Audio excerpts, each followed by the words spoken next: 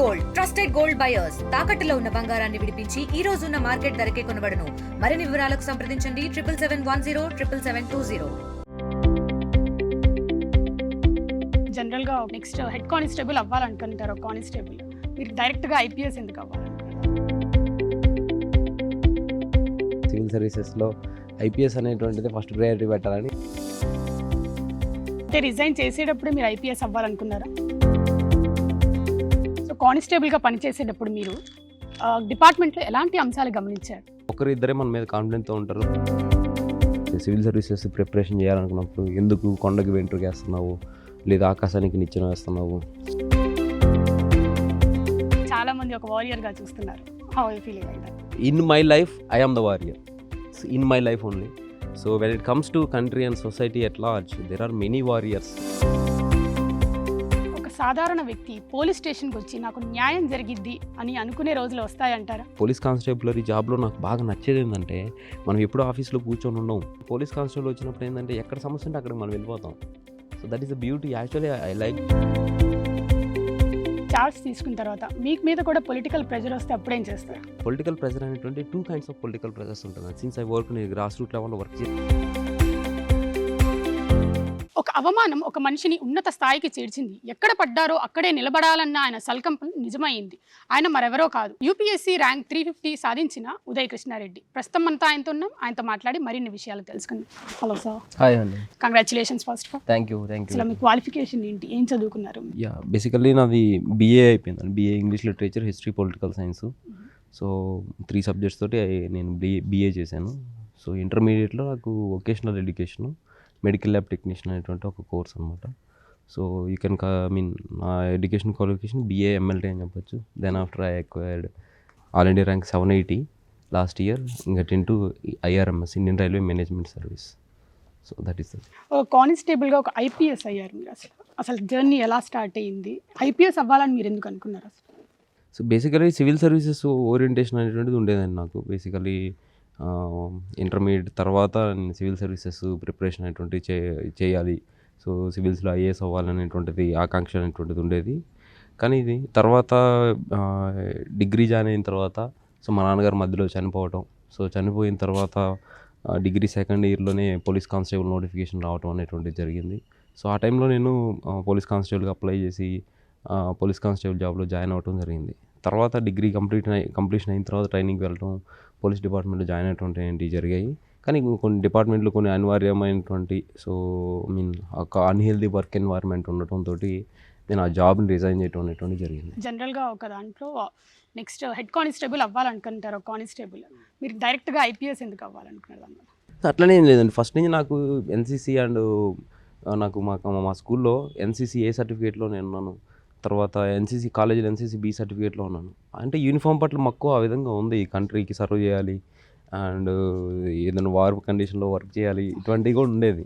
So ఆ uniform పట్ల ఉన్నటువంటి మక్కువ ఏదైతుందో అది drove me to the compulsion of getting in to police constabulary. And family conditions కూడా అలాగే నన్ను పుష్ చేశాయి. అయితే పోలీస్ ఆఫీసర్ అవ్వాలనుకున్నా కానీ ఐపీఎస్ ఇటువంటి టాప్ సర్వీసెస్లో ఎంటర్ అవ్వాలనుకున్నా. బట్ అన్ఫార్చునేట్ ఫ్యామిలీ కండిషన్స్ వల్ల కానిస్టేబుల్కి జాయిన్ అవ్వడం జరిగింది. దాని తర్వాత ఇంకా అన్హెల్దీ వర్క్ ఎన్వైర్న్మెంట్ ఏదైతే ఉందో సో దాన్ని ఫేస్ చేసిన తర్వాత లేదు మనం ఖచ్చితంగా సివిల్ సర్వీసెస్లో ఐపీఎస్ అనేటువంటిది ఫస్ట్ ప్రయారిటీ పెట్టాలని లాస్ట్ ఇయర్ వరకు కూడా నేను ఐపీఎస్ని ఫస్ట్ ప్రయారిటీ పెట్టడం జరిగింది. సో ఓవరాల్గా నేను గ్రాస్ రూట్ లెవెల్లో నేను అబ్జర్వ్ చేసినటువంటి ఆస్పెక్ట్స్ ఏవైతే ఉన్నాయో with respect to public service delivery, the policing కావచ్చు, లేకుంటే హైరార్కీలో ఉన్నటువంటి ప్రాబ్లమ్స్ కావచ్చు, వీటిని చూసి ఓకే మనం ఉంటే ఇంకా బాగా సర్వ్ చేస్తాం కదా సో అనేటువంటి ఒక ఇగ్నిషన్ అయితే ద కాగ్నిటివ్ ఇగ్నిషన్ అంటారు దాన్ని. సో అలా నాకు రావటం అనేటువంటిది జరిగింది ఆ ఆలోచన. సో దానివల్ల నేను ఇంకా డెడికేటెడ్గా వర్క్ చేసి ఐపీఎస్ అవ్వటం అనేటువంటి జరిగింది. అన్హెల్తీ సిచ్యువేషన్స్ అంటున్నారు. What is that unhealthy situation you faced in your life? Yeah so especially so లైఫ్లో చాలా అన్హెల్తీ సిచ్యువేషన్స్ వస్తాయండి. సో మెనీ పీపుల్ మన లైఫ్లో ఏంటంటే ఒకరిద్దరే మన మీద కాన్ఫిడెంట్తో ఉంటారు, పాజిటివ్ అప్రోచ్తో ఉంటారు. So rest of the 98% of the individuals are sceptical అనమాట. హోప్లెస్గా ఉంటారు. అయ్యా సాధించేయ పెట్టేయా అనేటువంటి నన్ను అన్నారు చాలామంది. విత్ రెస్పెక్ట్ టు లైఫ్ అనేది చూస్తే సివిల్ సర్వీసెస్ ప్రిపరేషన్ చేయాలనుకున్నప్పుడు ఎందుకు కొండకి వెంట్రుకు వేస్తున్నావు, లేదా ఆకాశానికి నిచ్చెన వేస్తున్నావు. సో అది మామూలుగా నన్ను ఒక ఒక వ్యక్తి అయితే మనం పుడతానే పేరు చివర ఐఏఎస్ అని పెట్టుకొని అంత లక్ ఉంటే తప్పించి మనం సివిల్ సర్వీసెస్లో సాధించలేము అనేటువంటిది కూడా వ్యాఖ్యానం చేయడం జరిగింది. అదొక unhealthy life style life aspect అయితే. ఇంకోటి ఏంటంటే డిపార్ట్మెంటల్ ఆస్పెక్ట్స్. డిపార్ట్మెంట్లో ఏంటంటే గ్రాస్ రూట్ లెవెల్లో ఉన్నటువంటి స్టాఫ్ ఏదైతే ఉంటారో, సో వాళ్ళు అంతకుముందు 2012కి ముందు వరకు కూడా సో వాళ్ళ క్వాలిఫికేషన్ ఏంటంటే 10th 8th అంతవరకే ఉండేది. బట్ మా 2013th బ్యాచ్ అప్పటి నుంచి ఏంటంటే many graduates are talented individuals are coming into police department. అయితే ఎవరైతే సబ్ ఇన్స్పెక్టర్ లెవెల్ ఆఫీసర్స్ ఎవరైతే ఉన్నారో వాళ్ళు అంతకు ముందు ఉన్నటువంటి ట్రెండ్ని ఫాలో అవుతూ ఉండేటువంటి వాళ్ళు. అంటే అప్పుడు 7th 8th 10th ఉన్నటువంటి కానిస్టేబుల్స్ ఎవరైతే ఉంటారో, సో వాళ్ళని ఎలా వర్క్ ప్రెజర్ పెట్టినా, ఎలాంటి అన్హెల్దీ ఎన్వైర్న్మెంట్లో వేసినా వాళ్ళకి ఇంకొక ఆపర్చునిటీ లేదు. సో లేదు కాబట్టి వాళ్ళు పడి కంటిన్యూ అయ్యేటువంటి వాళ్ళు. సిమిలర్గా మీరు 2012 నుంచి వచ్చినటువంటి టాలెంట్ పూల్ ఏదైతే ఉందో పోలీస్ కానిస్టేబుల్స్లో గ్రాస్ రూట్ లెవెల్లో, మా బ్యాచ్లో నేను I was the youngest police constable. So BA graduate, నాతో పాటు MA గ్రాడ్యుయేట్స్ ఉన్నారు, PhD గ్రాడ్యుయేట్స్ ఉన్నారు, బీటెక్ ఉన్నారు, MTech ఉన్నారు. ఈ టాలెంట్ని అందరినీ పోలీసింగ్ అడ్వాన్స్మెంట్ కోసం, లేకుంటే పబ్లిక్ సర్వీస్ డెలివరీ దాన్ని క్వాలిటీ ఇంప్రూవ్ చేయడం కోసం, గ్రీవెన్స్ రెడ్రెసల్ వాటి కోసం ఉపయోగించకుండా so old policing mind set తోటే అరవటము, ప్రెజరైజ్ చేయటము, అన్నెసెసరీగా దుర్భాషలాడటము ఇటువంటివి ఉండేవి. So I was in that kind of work environment. So ఆ ఎన్వైర్న్మెంట్లో ఉన్నప్పుడు నేను సివిల్ సర్వీస్ ప్రిపరేషన్ నా ఖాళీ టైంలో కంటిన్యూ చేస్తూ ఉండేది. అయితే ఏమైందంటే మా పీర్ గ్రూప్ ఎవరైతే ఉంటారో కొలీగ్స్ కావచ్చు వాళ్ళు, so few people are so jealous and they are giving wrong inputs to immediate superiors.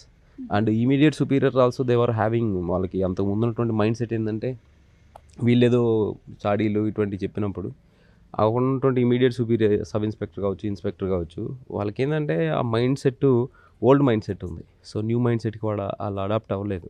So అదే తీసుకొని అదే ఒపీనియన్స్ని క్యారీ ఫార్వర్డ్ చేసి మనల్ని టార్గెట్ చేసి ఇండివిజువల్గా సో చదవకుండా, లేకుంటే డ్యూటీస్ అనేటువంటివి మనకు ఆఫ్స్ ఉంటాయి కొన్నిసార్లు, ఆఫ్స్ అనేటువంటి మనం యూటిలైజ్ చేసుకోకుండా చేయటము, తర్వాత కావాలనే మనకు ఎగ్జామ్ ఉన్న రోజే డ్యూటీస్ వేయటము, అదేవిధంగా మన ఆత్మస్థైర్యం ఏదైతే దెబ్బతింటుందో సో దెబ్బతినే విధంగా మాట్లాడటము.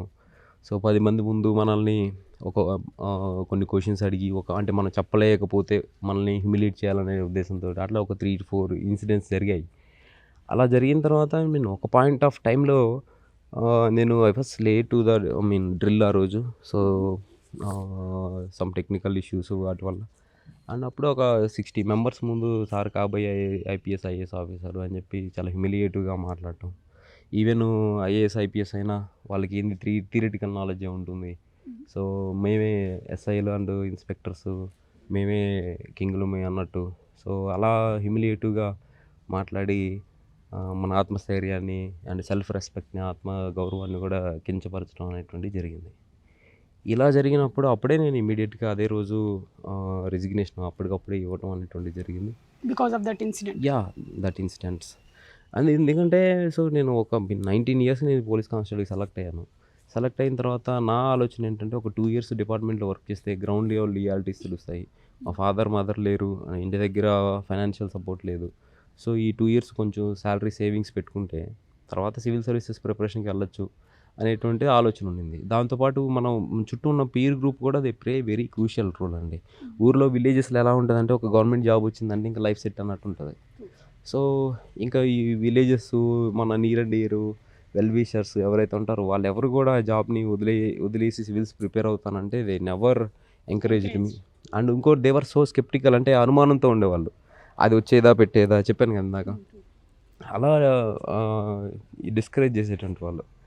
సో ఆ ఇన్సిడెంట్ జరుగుతుంది. అంటే రిజైన్ చేసేటప్పుడు మీరు IPS అవ్వాలనుకున్నారా? ఖచ్చితంగా అప్పుడైతే రిజైన్ చేసేటప్పుడైతే IPS అవ్వాలనుకున్నా. సో లేటర్ ఆ రేజ్ ఏదైతే ఉంటుందో, కోపం కావచ్చు, ఉద్రేకం కావచ్చు, ఆవేశం కావచ్చు, that dissipates over a period of time మనం ఉద్రేకానికి, ఆవేశానికంటే కూడా ఆలోచనకి ప్రాధాన్యం ఇవ్వడం జరుగుతుంది. తర్వాత నేను ముందు సివిల్ సర్వీస్ ప్రిపరేషన్ స్టార్ట్ చేసింది IAS అవ్వడం లక్ష్యం కోసం. తర్వాత మళ్ళీ నా కోర్స్ ఆఫ్ టైంలో నేను IAS, నా లక్ష్యం అనేటువంటిది IAS. అనేటువంటిది ఆ క్రమంలో మనం ఏ సర్వీస్ వచ్చినా కానీ మనం తీసుకుందాం ఆపర్చునిటీని వీ షుడ్ గ్రాబ్ ఇట్ అని చెప్పేసి చేయడం జరిగింది. కానీ లాస్ట్ ఇయర్ మాత్రం నేను ఐపీఎస్‌నే ప్రిఫరెన్స్ పెట్టడం జరిగింది. ఈ ఇయర్ ఐఏఎస్ పెట్టాను. But I got IPS rank only. So I feel that since NCC A certificate till today that I am going to wear the IPS uniform. IPS అంటే NCC A certificate నుంచి IPS uniform వరకు ఇదొక destiny, tryst with destiny అనమాట. So that how ఆ relation అనేటువంటిది వదలట్లేదేమో, uniform relation అనేటువంటి అనుకుంటున్నాను. అంటే ఆ పోలీస్ అయినా మీకు ఫస్ట్ నుంచే తెలుసా, లేకపోతే కానిస్టేబుల్గా జాయిన్ అయినప్పటి నుంచి ఏదైనా పర్సనల్ గడ్జ్ ఏదైనా ఉందా ఆయనకి మీ మీద, లేకపోతే సో అట్లనే ఏం లేదండి. చెప్పాను కదా మీకు, ఆ వర్క్ ఎన్వైర్న్మెంట్లో ఈ కొలీగ్స్ ఎలా ఉంటుందని కొంచెం జలస్ ఉంటుంది. ఇంకోటి ఏంటంటే ఇమీడియట్ సుపీరియర్ ఆఫీసర్స్కి they are busy with their own affairs. So అప్పుడేంటంటే ఈ రైటర్స్, డబ్బా రైటర్స్ ఎవరైతే ఉంటారో వీళ్ళు చాడీలు చెప్పటం, చివాకులు అవాకులు చెప్పటం ఇటువంటివి. సో ఇలా దానివల్ల అది ఇంప్రూవ్ అయింది అంతే. అవమానించిన చాలా మంది వదిలేసుకుని ఈ సమాజంలో ఛాలెంజ్గా తీసుకొని ఇప్పుడు ఐపీఎస్ ఆఫీసర్ అవ్వలేదు. So life is full of challenges అండి. I mean though it is old, చాలా పురాణ ఓల్డ్ సేయింగ్ అయినప్పటికి కూడా so everyday is a challenging. మనం ఆఫీస్కి వెళ్ళాలి, సో టైంకి వెళ్ళడం అదొక challenge. So but the variation intensity to overcome that challenge. ఆ ఛాలెంజ్ని మనం ఓవర్కమ్ చేయాలి అంటే ఒక intensity, dedication, energy levels and resources as well, ఇవన్నీ కూడా మనకి కీ రోల్ ప్లే చేస్తాయి అన్నమాట. అయితే నేను తీసుకున్న టాస్క్ అయితే ఏదైతే ఉందో అది చాలా పెద్ద టాస్క్ అయినో. సో దానికి చాలా టైం పడుతుంది, రిసోర్సెస్ పడతాయి, అండ్ అన్నిటికంటే కూడా మెంటల్గా చాలా స్ట్రాంగ్గా ఉండాలి. ఎందుకంటే failure after failure facing 3 failures consecutively, 3 failures వచ్చిన తర్వాత కూడా నేను మళ్ళీ 4th అటెంప్ట్ ఇవ్వటం, మళ్ళీ 5th అటెంప్ట్ ఇవ్వటం. So that requires lot of mental strength అనమాట. సో ఆ ఆస్పెక్ట్లో చూసుకున్నట్టయితే ఒక్కసారి వెనక్కి తిరిగి చూసుకున్నప్పుడైతే ఈ రిసోర్సెస్ ఆస్పెక్ట్ ఏవైతే ఉందో అది ఈజీ ఓవర్కమ్ చేయటం. ఇప్పుడు ఎవరి దగ్గర అప్పు తీసుకోవచ్చు, విషర్స్ దగ్గర తీసుకోవచ్చు, లేదంటే ఎన్జిఓస్ ఉన్నాయి, ఇవి చేయొచ్చు. రిసోర్సెస్ మనీ లేకున్నా, మెటీరియల్ లేకున్నా, బుక్స్ లేకున్నా, కానీ మన మెంటల్ స్టెబిలిటీ ఏదైతే ఉందో దాన్ని ఓవర్కమ్ చేయటం, దాన్ని స్ట్రాంగ్గా చేసుకోవడం చాలా కష్టం అనమాట. సో అక్కడ కొన్ని ఇన్సిడెంట్స్ ఉన్నాయి. నేను బాగా డౌన్ అయిపోయి ఇంక ఇది నా వల్ల కాదేమో అన్నటువంటి సెల్ఫ్ కాన్ఫిడెన్స్ని కోల్పోయిన ఆస్పెక్ట్. బట్ మళ్ళీ so after taking the spiritual path Anjaneya స్వామిని నేను ఆరాధించడం అనేటువంటి స్టార్ట్ చేసిన తర్వాత ఇంక నాలో మనోధైర్యం, శారీరక బలం అది ఇంకా అన్నీ పెరుగుతూ వచ్చాయి. ఆ విధంగా నేను ఆ ఛాలెంజెస్ని ఓవర్కమ్ చేశాను. అంటే మీరు ఒకప్పుడు ఎంబీబీఎస్ చదవాలి, సర్జన్ అవ్వాలనుకున్నారు. Right now you are an IPS. So destiny అలా కుదిరింది, హ్యాపీగా ఫీల్ అవుతున్నారా, ఆర్ ఎల్స్ సర్జన్ అవ్వలేకపోయారు? ఈవెన్ ఇప్పటికీ నాకు ఐపీఎస్ వచ్చినా నెక్స్ట్ నేను మళ్ళీ రాసి ఐఏఎస్ అవ్వబోతున్నా, కానీ ఆ డాక్టర్ అవ్వలేదు అనేటువంటి ఆ రిగ్రెట్ మాత్రం that will be everlasting till my last breath of life అనమాట. సో డాక్టర్ అవ్వాలంటే అది చిరకాల కోరిక. నన్ను కనుక ఇప్పుడు టైం ట్రావెల్ చేసి వెనక్కి వెళ్ళమంటే నేను I will choose MBBS over IPS. So అది షూర్లీ. అంటే డిపార్ట్మెంట్లో కానిస్టేబుల్గా ఎన్ని సంవత్సరాలు చేశాను? నేను 5 years సర్వీస్ చేయటం అనేటువంటి జరిగిందండి. ఒక 10 months ట్రైనింగ్లో ఉన్నాను. So 5 years, almost 5 years service చేయటం అనేటువంటి జరిగింది 2013 నుంచి 2018 వరకు. 1 month నుంచి లాస్ట్ 1 month మీకు వచ్చిన కాంప్లిమెంట్స్, అప్రిసియేషన్స్ వింటుంటే ఎలా అనిపిస్తుంది? That your hard work pays off. So it always మనకి హ్యాపీనెస్ ఇస్తుందండి వన్స్ వీ అచీవ్. బట్ ఏంటంటే కంగ్రాచులేషన్స్, అప్రిషియేషన్స్ కంటే కూడా what I'm feeling so happy అంటే చాలా సంతోషకరమైన విషయం ఏంటంటే నన్ను చూసి ఎక్కువ మంది ఇన్స్పైర్ అయ్యారు. ఆ ఇన్స్పైర్ అవ్వారు అనేటప్పుడు నాకు ఇంకా ఎక్కువ ఆనందం వస్తుంది. నన్ను విష్ చేయటం అనేటువంటిది, so it is easy to wish, but it is very difficult and tough to get inspire and to work forward. So అలా ఛాలెంజింగ్గా గట్స్ ఉన్నటువంటి వాళ్ళు ఇన్స్పైర్ అవుతారు, దాన్ని మెటీరియలైజ్ చేస్తారు. మిమ్మల్ని చాలా మంది ఒక వారియర్గా చూస్తున్నారు. How you feeling like that? In my life I am the warrior, in my life only. So when it comes to country and society at large, there are many warriors, the larger than life figures are there. So వాళ్ళ ముందు అయితే నేను టేనీ beat చాలా చిన్నవాడిని, కానీ నా లైఫ్కి మాత్రం నేను ఒక్కనే వారియర్. మీరు చాలా సందర్భాల్లో ఈగోని, సెల్ఫ్ రెస్పెక్ట్ని కొట్టకూడదు ఒక మనిషికి. అవును. ఇప్పుడు ఆ అధికారికి తెలిసిందా మీరు ఐపీఎస్ అయ్యారు? అబ్వియస్లీ తెలుసుంటుంది. So I hope he must have realised. So అంటే ఎవరిని కూడా అండి, సో మనం ఇప్పుడు you take any social institutions, political institutions, economic institutions in the history of so far civilisation of humanity. So అంటే మొత్తం మానవ నాగరికత చరిత్రలోనే ఏ సంస్థ కానీ, అంబేద్కర్ గారు కూడా అంటారు, సో కుల వ్యవస్థ అనేటువంటి దాన్ని చూసినప్పుడు ఆయన ఏమంటారంటే, ఏ వ్యవస్థ కూడా సాంఘిక, ఆర్థిక, రాజకీయ, సామాజిక, సాంస్కృతికమైనటువంటి ఏ అంశాలు, ఏ సంస్థలు కూడా మనిషి యొక్క ఆత్మగౌరవాన్ని అనేటువంటి దాన్ని తనఖా పెట్టి, లేకుంటే కాంప్రమైజ్ అయ్యి గనక నిర్మిస్తే ఆ వ్యవస్థలు వైఫల్యం అవుతాయి. సో, అది అది that I strongly believe in the words of Ambedkar. So, అందుకనే నేను చెప్తా ఎవరిని కూడా ఈగోని you can hurt the ego superior, inferior లేకపోతే సబార్డినేట్స్ ఉన్నప్పుడు the ego clashes may come absolutely. కానీ కింద వీధులు ఊడ్చే వాళ్ళ దగ్గర నుంచి ప్రధానమంత్రి గారి దగ్గర వరకు కూడా ప్రతి మనిషికి ఆత్మాభిమానం, ఆత్మ గౌరవం అనేటువంటిది మనం ఎప్పుడూ కించపరచకూడదు. So, that I strongly believe. ఆఫీసర్ని వెళ్ళి కలిసారా మీరు? లేదండి, ర్యాంక్ కలవలేదండి. వచ్చిన తర్వాత. కలవలేదు. ఆయన అసలు ఇప్పుడు ఎక్కడున్నారో కూడా తెలీదు ఫ్రాంక్లీ నాకు. అవమానించిన అధికారి పేరు మీరు ఎక్కడా చెప్పట్లేదు, అంటే రీజన్ ఏంటండి దానికి? నేను ఇప్పుడే చెప్పాను కదా! సో, ఇప్పుడు నేను చెప్పాను ఏ ఇన్‌స్టిట్యూషన్‌లో ఇప్పుడు I have it's a matter of seconds మీకు ఆ వర్డ్ చెప్పటం, ఏం చెప్పటం అనేటువంటిది. But I don't want to even to compromise or deteriorate or degrade his self respect.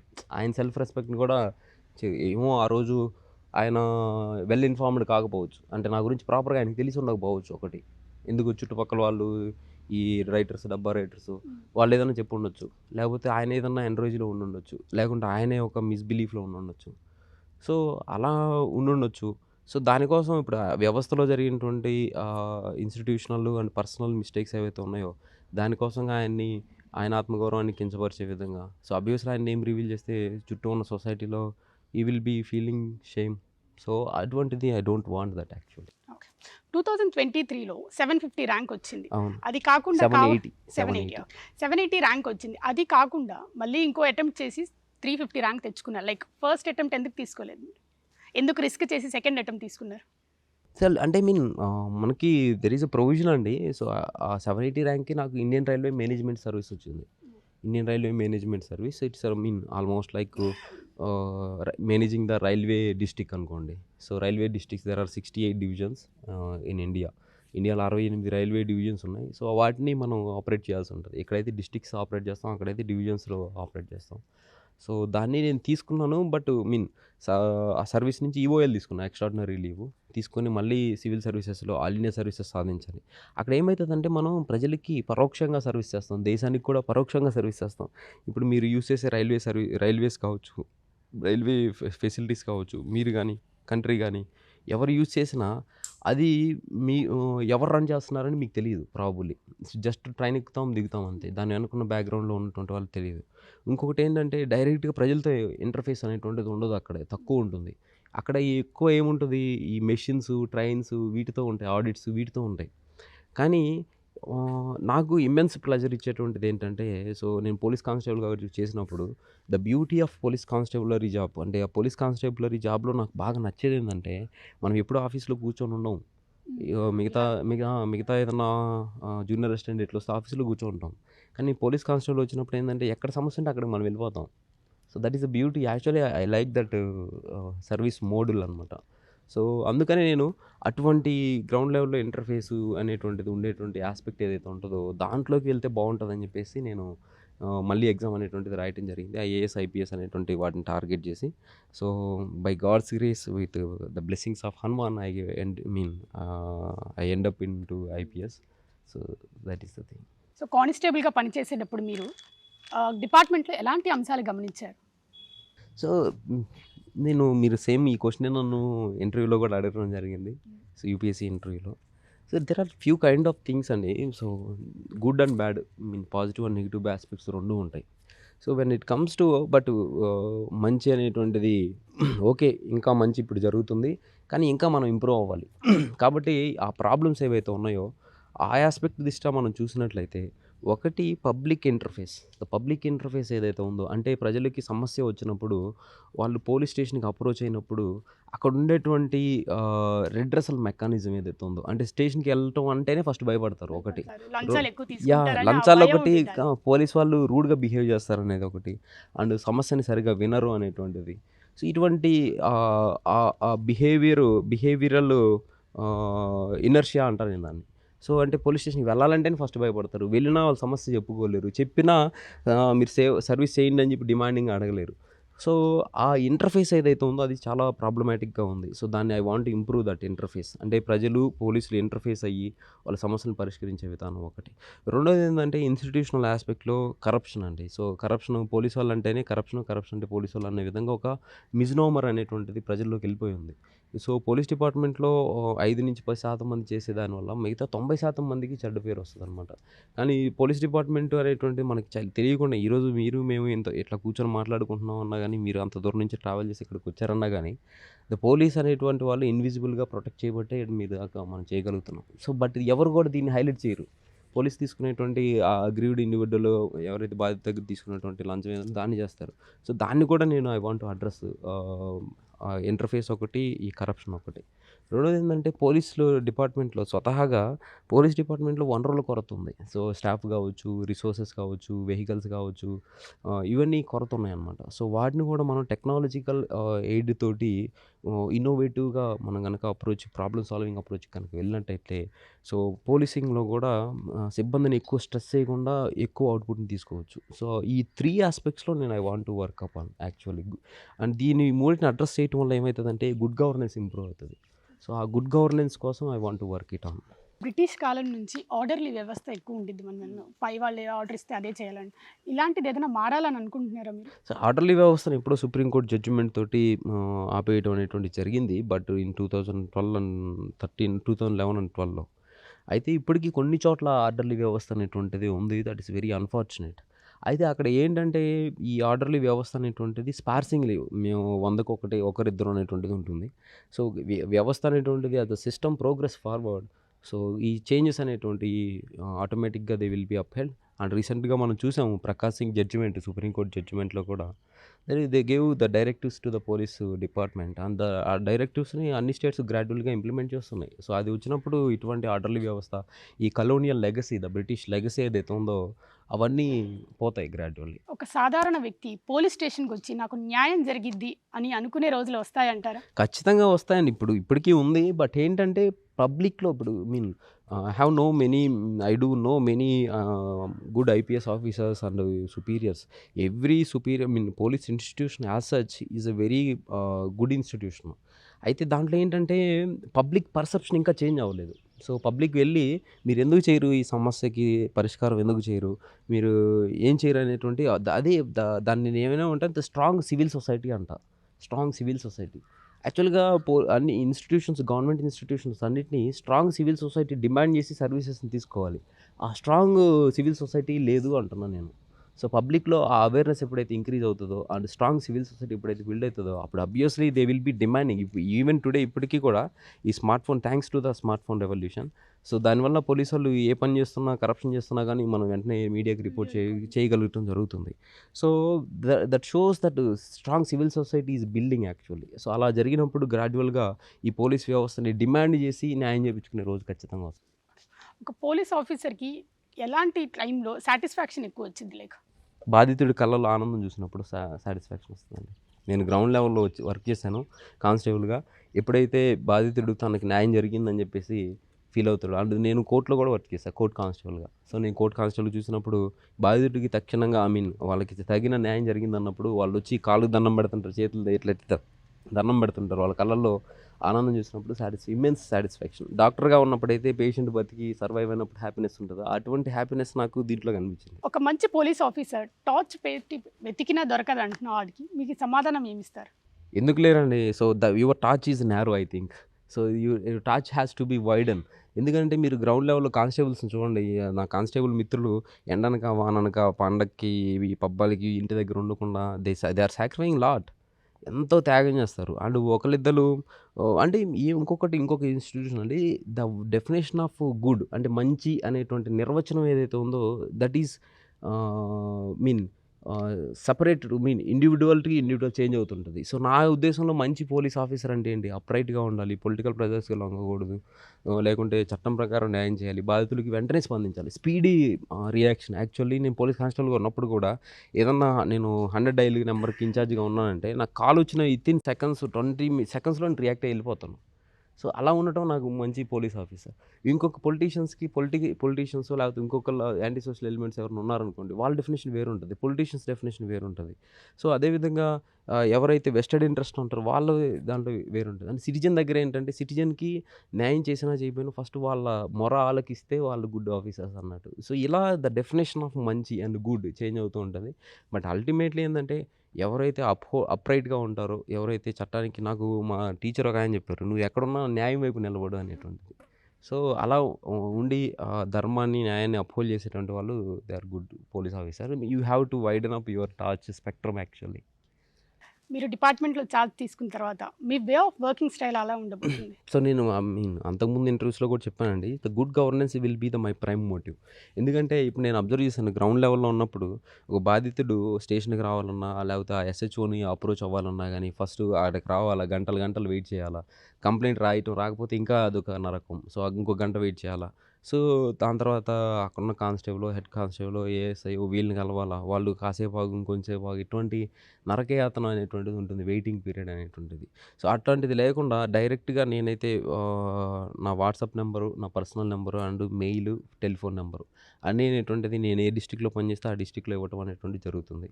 Same నేను పనిచేసేటువంటి డిస్ట్రిక్ట్‌లో ఉంటుంటే ఎస్‌హెచ్ఓలందరికి కూడా ఇన్‌స్ట్రక్షన్స్ ఇస్తాను. ఎవరు కూడా వచ్చి మీకోసం గంటలు గంటలు వెయిట్ చేయాల్సిన అవసరం ఉండకూడదు. వాళ్ళు ఏదో ఒక మీన్‌లో వాళ్ళు ప్రాబ్లమ్‌ని చెప్పుకోవాలి. చెప్పుకున్న తర్వాత చెప్పుకున్న బాధితుడు ఏందంటే సగం ఫస్ట్ వాళ్ళ సమస్యని వింటేనే సమస్య తీరిపోయినట్టుగా భావిస్తారు. సో అలా డైరెక్ట్‌గా యాక్సెస్ అనేటువంటిది ఇచ్చేస్తానండి. సో అలా గుడ్ గవర్నెన్స్ మీద ఎక్కువ ఫోకస్ ఉంటుంది. సో మీకు ఎలాంటి బ్యాక్‌గ్రౌండ్ లేదు. ఫైనాన్షియల్‌గా లోగా ఉన్నారు. అసలు మీ ప్రిపరేషన్ ఎలా నడిచింది? ప్రిపరేషన్ ఆస్పెక్ట్‌కి వచ్చినట్లయితే ఫస్ట్ మీరు చెప్పింది కరెక్టే. The financial resources important. Background important. So మా జనరేషన్‌లో నేనే ఫస్ట్ డిగ్రీ గ్రాడ్యుయేట్‌ని. సో ఫస్ట్ గ్రాడ్యుయేట్‌ని. సో మనకు అవగాహన లేదు. మా నాన్నగారు లారీ డ్రైవరు. మూడో తరగతి ఏమో చదివారు. సో అయితే నేను మా కాలేజీలో ఉండటం వల్ల, మా కాలేజీలో జాయిన్ అవ్వటం వల్ల అక్కడ ప్రిపరేషను, ఎగ్జామ్ ప్యాటర్న్, స్ట్రాటజీస్ వీటన్నిటిని తెలుసుకొని ప్రిపరేషన్ అనేటువంటిది సీనియర్స్‌ని, తర్వాత ఆల్రెడీ సెలెక్ట్ అయినటువంటి ఆఫీసర్స్‌ని అప్రోచ్ అయ్యి, యూట్యూబ్, తర్వాత ఇంటర్నెట్ వీటన్నిటిని చూసి, పీవైక్యూస్‌ని చూసి నేను నా ప్రిపరేషన్‌ని స్ట్రీమ్‌లైన్ చేసుకోవడం జరిగింది. ఆ విధంగా ప్రిపరేషన్‌ని ముందుకు తీసుకెళ్ళాను. ఒకవేళ మీరు ఛార్జ్ తీసుకున్న తర్వాత మీకు మీద కూడా పొలిటికల్ ప్రెషర్ వస్తే అప్పుడేం చేస్తారు? అబ్వియస్లీ పొలిటికల్ ప్రెషర్ అనేటువంటిది ఉంటుందండి. ఒకవేళ అనేది కాదు, ఖచ్చితంగా ఉంటుంది. పొలిటికల్ ప్రెషర్ అనేటువంటి 2 కైండ్స్ ఆఫ్ పొలిటికల్ ప్రెషర్స్ ఉంటుంది. సిన్స్ నేను గ్రాస్ రూట్ లెవెల్‌లో వర్క్ చేశాను కాబట్టి నాకు తెలుసది. ఒకటి హెల్తీ పొలిటికల్ ప్రెషర్, రెండోది unhealthy political pressure. Healthy political pressure ఎందుకంటే that is also very important in this democratic system. ఎందుకనంటే భారతదేశం ఇండియా అనేటువంటిది democratic representative system of political administrative వ్యవస్థలో ఉందన్నమాట. సో అంటే ప్రజా ప్రాతినిధ్యం అనేటువంటిది, ఆ ప్రతినిధులు అనేటువంటి వాళ్ళు ప్రజలని ప్రాతినిధ్యం వహిస్తుంటారు. ఖచ్చితంగా వాళ్ళు ప్రజా సమస్యల్ని లా అండ్ ఆర్డర్‌ని కంట్రోల్ చేసేటువంటి ఆఫీసర్ దగ్గరికి తీసుకొస్తూ ఉంటారు. అయితే ఈ హెల్తీ పొలిటికల్ ప్రెషర్స్‌కి అయితే నేను ఖచ్చితంగా ప్రజల సమస్యకి సత్వరం స్పందించి నా శాయశక్తుల వాటికంటే కూడా ఇంకెక్కువ స్పందించి నేను సమస్యలను పరిష్కరిస్తాను. When it comes to unhealthy political pressures ఇవేంటంటే వెస్టెడ్ ఇంట్రెస్ట్‌తో ఉంటాయన్నమాట. వీళ్ళని అరెస్ట్ చేయండి, వాళ్ళని అరెస్ట్ చేయండి, లేకుంటే ఇంకొకటి వీళ్ళని బెదిరించండి, వాళ్ళని బెదిరించండి. సో అటువంటి వాటిని సిన్స్ నేను గ్రౌండ్ లెవెల్‌లో కానిస్టేబుల్‌గా వర్క్ చేశా కాబట్టి వాటిని ఎలా ట్యాకిల్ చేయాలో ఐ నో దట్. కొత్తగా ఎవరైనా వచ్చిన ఆఫీసర్స్ అయితే వాళ్ళు ఎలా ట్యాకిల్ చేయాలో తెలియక సంక్షోభంలోకి వెళ్తారేమో కానీ బట్ నేను ట్యాకిల్ చేయగలుగుతాను. I have immense confidence on me. So వాటిని ట్యాకిల్ చేసి సో ప్రజలకి ఖచ్చితంగా న్యాయం అందేటట్టుగా అయితే నేను చేయగలుగుతాను. I'm very confident about it. మీ నానమ్మ, మీ తమ్ముడు ఎలాంటి సహకారం అందించారు మీ ప్రిపరేషన్‌లో అసలు యువర్ జర్నీ? ఫ్రాంక్లీ చెప్పాలంటే వాళ్ళు ఫస్ట్ సంశయంతో ఉండేనండి. ఇతను ఏం సాధిస్తాడు, చేస్తాడు, వాళ్ళకి నమ్మకం లేకుండా ఉండేది. సో నేనైతే మా నాయనమ్మకి చెప్పలేదు. సో నేను కానిస్టేబుల్ జాబ్ రిజైన్ చేస్తున్నా ఇవన్నీ చెప్పలేదు. ఎందుకంటే ఆమె మళ్ళీ బాధపడతారు ఏమని చెప్పేసి నేను రిజైన్ చేయటం అనేటువంటిది చేసింది చెప్పలేదన్నమాట. చెప్పకుండా నేను హైదరాబాద్ ట్రాన్స్ఫర్ అయిందని చెప్పి ప్రిపరేషన్ చేయటం అనేటువంటిది జరిగింది. మా తమ్ముడు కూడా ఇన్ఫాక్ట్ నేను రిజైన్ చేసిన 2.5 years తర్వాత ఏమో తెలుసు ఆయనకి కూడా. సో ఆయన కూడా ఇంట్లో చెప్పకుండా చేశాడు. తర్వాత ఒక ప్రైవేట్ జాబ్ జాయిన్ అయ్యి నాకు ఫైనాన్షియల్‌గా సపోర్ట్ చేయటం అనేటువంటిది జరిగింది. దీని ఎగ్జామ్‌లో ఫెయిల్యూర్ అయినప్పుడు, లో ఫీల్ అయినప్పుడు నాకు సపోర్టివ్‌గా ఉండటం అనేటువంటిది జరిగింది మా తమ్ముడు. సో ఈ విధంగా ఒక ఫ్యామిలీ సపోర్ట్ అనేటువంటిది ఉంది. అసలు మీకు బోర్డ్‌లో అడిగిన కొన్ని క్వెషన్స్ మా వ్యూవర్స్‌కి షేర్ చేయగలరా? అసలుకి మీరు అడిగేది నాకు క్వశ్చన్ పోలీసింగ్ అంటే మీరు ఏం అబ్జర్వ్ చేశారు ఆ క్వశ్చన్ తర్వాత అసలు కంట్రీకి పోలీసింగ్ అనేటువంటిది లా అండ్ ఆర్డర్ అనేటువంటిది ఎందుకు ఇంపార్టెంట్ అని అడిగారు. సో నేను చెప్పాను సోషల్ ఇన్స్టిట్యూషన్స్ సొసైటీ అనేటువంటిది బేసిక్గా ఫంక్షన్ అవ్వాలి అండ్ ఇట్స్ ఫుల్లెస్ట్ పొటెన్షియల్ సామర్థ్యం మేరకు దాని యొక్క ప్రతిఫలాలు ఒక సమాజం తీసుకురావాలి అని అంటే దానికి గుడ్ లా అండ్ ఆర్డర్ అనేది చాలా important. You take it from the సివిలైజేషన్లో గ్రీక్ రోమన్ సివిలైజేషన్ దగ్గర తీసుకోండి. అక్కడి నుంచి ఈరోజు వచ్చినటువంటి ఈరోజు భారతదేశం కానించి కొత్తగా ఏర్పడినటువంటి సౌత్ సూడాన్ కంట్రీ వరకు కూడా law and order is a very basic element అనమాట. సో అది చెప్పాను. తర్వాత వస్తే మన ఏపీ బైఫర్కేషన్ దానికి సంబంధించిన ఇంపాక్ట్ అడిగారు. దాని తర్వాత మనకి ఏవైతే ఆంధ్ర కల్చర్ గురించి అడిగారు. పప్పుతోటి చేసే ఒక 10 రకాల డిషెస్ గురించి చెప్పమన్నారు.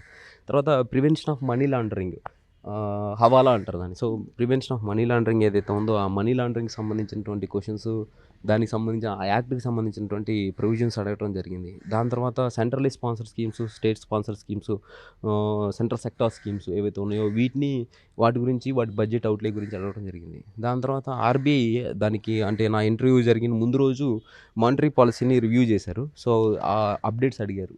సో మానిటరీ పాలసీ రివ్యూ చేసిన అప్డేట్స్. దాని తర్వాత వచ్చినట్లయితే నాకు ఒక హాబీ ఉండేది హెచ్ఐవి అండ్ ఎయిడ్స్ పేషెంట్స్కి కౌన్సిలింగ్ చేయడం. ఆ హాబీ గురించి అడిగారు. దాని తర్వాత మళ్ళీ ఒక 3 కంట్రీస్ని ప్రపంచంలో ఆఫ్రికా నుంచి ఒకటి, సౌత్ అమెరికా నుంచి ఒకటి, యూరోప్ నుంచి ఒకటి పిక్ చేసుకొని వాటికి ఉన్నటువంటి ఒక యూనిక్ పాయింట్ మిగతా దేశాలు ఏ దేశానికి ఉండకూడదు. సో అటువంటి ఒక యూనిక్ పాయింట్ చెప్పని అడగడం జరిగింది. సో దాని తర్వాత నేను పోలీస్ కానిస్టేబుల్ జాబ్ ఎందుకు రిజైన్ చేసావు అనేటువంటి అడగడం జరిగింది. So you gave them the reason? Yeah I అప్లీ gave the reason. On top of it అది ఒక చాలా చిన్న ఫ్యాక్టర్ అండి. సో నేను జెన్యున్గా చెప్పాను, నేను ముందు నుంచి సివిల్స్ ప్రిపేర్ అవ్వాలని ఉండేది, కానీ ఫ్యామిలీ రెస్పాన్సిబిలిటీస్ వల్ల జాయిన్ అయ్యాను. కానీ అక్కడ అన్హెల్దీ వర్క్ ఎన్వైర్న్మెంట్ని ఫేస్ చేయడం జరిగింది. దాని తర్వాత I gave resignation, want to work fullest of my potential అని చెప్పి. సో నా ఇంటర్వ్యూ అనేటువంటిది I got all India third highest, 210 marks వచ్చాయి. So the board was very satisfied. So దానివల్ల నాకు all India third, even first ranker కంటే కూడా నాకు ఇంటర్వ్యూ స్కోర్స్ ఎక్కువ వచ్చాయి. సో ఫైనల్లీ యూపీఎస్సీ ప్రిపేర్ అయ్యే స్టూడెంట్స్కి మీరు ఇచ్చే సజెషన్ ఏంటి? సో యూపీఎస్సీ ప్రిపరేషన్ అనేటువంటిది ఇక్కడ 2 ఆస్పెక్ట్స్ అండి. ఒకటి ఫస్ట్ ఈ మెరిట్ సిస్టమ్ అనేటువంటి దాన్ని అండర్స్టాండ్ చేసుకోవాలి మీరు. ఇప్పుడు 10th క్లాస్ ఉందనుకోండి, 10th క్లాస్, ఇంటర్మీడియట్, గ్రాడ్యుయేషను. ఈ 10th క్లాస్లో 35 మార్క్స్ వచ్చిన ప్రతి ఒక్కడు పాస్ అయినట్టే. అంటే ఒక 10 lakh పీపుల్ అప్లై చేస్తే 10 lakh పీపుల్కి 35 మార్క్స్ వచ్చినాయి అనుకోండి. 35 మార్క్స్ వచ్చిన ప్రతి ఒక్కళ్ళు 10th క్లాస్ పాస్ అయినట్టే. కానీ సివిల్ సర్వీసెస్లో మీకు 99% అంటే 99% మీకు వచ్చింది, కానీ నాకు 99.1% వచ్చింది. సో అక్కడ ఉన్నటువంటి ఒకటే వేకెన్సీ ఉంటే మీకు 99% మార్క్స్ వచ్చినా ఇవ్వరు మీకు. నాకు 99.1% అంటే మీకంటే నేను రిలేటివ్లీ కొంచెం మెరిట్లో ఉన్నా కాబట్టి ఫస్ట్ దీన్నే అండర్స్టాండ్ చేసుకోవాలి పిల్లలు, తల్లిదండ్రులు ఇద్దరు. ఎందుకంటే ఫస్ట్ నుంచి మీరు స్కూల్ టాపరు, కాలేజ్ టాపరు, కానీ ఎందుకు సివిల్స్లో ఫెయిల్ అవుతున్నాం అంటే దిస్ ఈస్ ద రీజన్ ఒకటి. రెండోది ఏంటంటే సివిల్ సర్వీసెస్ ప్రిపరేషన్ వచ్చినప్పుడు you have to prepare your self to face the failures first. Success రావచ్చు, వెంటనే రావచ్చు, లేకపోతే లేట్గా రావచ్చు, కానీ దానికంటే ముందు షూర్లీ ఫెయిల్యూర్ అనేటువంటిది వస్తుంది. సో దాన్ని ఫేస్ చేయాలి. ద మెంటల్ స్టెబిలిటీ అనేటువంటిది చాలా ఇంపార్టెంట్. తర్వాత ఏదైతే 20 to 30 ఏజ్ ఏదైతే ఉందో ఆ 20 to 30 ఏజ్ అయితే ఆ టైంలో మన కెరియర్ని సీరియస్గా తీసుకొని బిల్డ్ చేసే టైం అనమాట. ఈ బీఎడ్ జర్నలిస్ట్ కావచ్చు, లేకపోతే సైంటిస్ట్ కావచ్చు, ఎన్వైర్మెంటల్ కావచ్చు, లేకపోతే పొలిటీషియన్ కావచ్చు, ఎవరైనా. సో ఆ టైంలో మన కెరియర్ని బిల్డ్ చేసుకోవాలి. అట్ ద సేమ్ టైం మనకి డిస్ట్రాక్షన్స్ ఎక్కువ ఉంటాయి. బీట్ మొబైల్ కావచ్చు, పీర్ గ్రూప్ కావచ్చు, మన సెల్ఫ్ కాన్ఫిడెన్స్ డౌన్ చేసేటువంటి ఇన్సిడెంట్స్ కావచ్చు, రిసోర్సెస్ లేకపోవడం కావచ్చు, లేకపోతే గేమ్స్ కావచ్చు, ఆన్లైన్ బెట్టింగు. సో ఇటువంటి ఎన్నో వ్యసనాలు ఉంటాయి మనకి, డిస్ట్రాక్షన్స్. సో ఆ డిస్ట్రాక్షన్స్కి వాటికి లోన్ కాకూడదు. మనల్ని ఎవరైనా ఇన్సల్ట్ చేశారు, సో దాన్ని మనం కుంగిపోకూడదు, స్పోర్టివ్గా తీసుకోవాలి. మార్క్స్ తక్కువ వచ్చాయి, మార్క్స్ ఎక్కువ తెచ్చుకోవడం కోసం ప్రయత్నం చేయాలి. స్కిల్స్ లేవు, స్కిల్స్ ఎక్కువ తెచ్చుకోవడం ప్రయత్నం చేయాలి. సో ఇలా ఏవైతే ఉంటే వీటన్నిటికీ దూరంగా ఉండాలి. దానికి ఒక మార్గం ఏంటంటే స్పిరిచువాలిటీ, ఐ సజెస్ట్. దాని తర్వాత వచ్చినట్లయితే మనకి కొన్ని సెల్ఫ్ డౌట్స్ ఉంటాయి. సెల్ఫ్ డౌట్స్ అంటే ఏంటి? నేను తెలుగు మీడియము, నేను ఇంగ్లీష్ మీడియము, నేను గవర్నమెంట్ స్కూల్, నేను ప్రైవేట్ స్కూల్ కాదు, సో నేను రూరల్ ఏరియా, నేను అర్బన్ ఏరియా, లేకపోతే నా speaking language articulation skills, spoken English మంచిగా లేవు, ఇటువంటి ఎన్నో ఇన్సెక్యూరిటీస్ ఉన్నాయి. హ్యాండ్ రైటింగ్ బాగుంది బాగాలేదు, ఇలా కొన్ని సెల్ఫ్ డౌట్స్ ఉంటాయి. అంటే మీ ఎడ్యుకేషన్ అంతా తెలుగు మీడియంలోనే నడిచింది. అంటే మీరు ఏదైనా ఇష్యూస్ ఫేస్ చేశారా?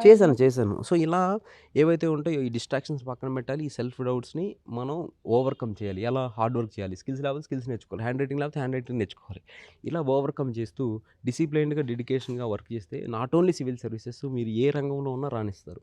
So when it comes to second question, Telugu medium నుంచి వచ్చారు కాబట్టి ఏమన్నా డిఫికల్టీస్ ఫేస్ చేశారా అంటే, అబ్వియస్లీ ఐ ఫేస్డ్.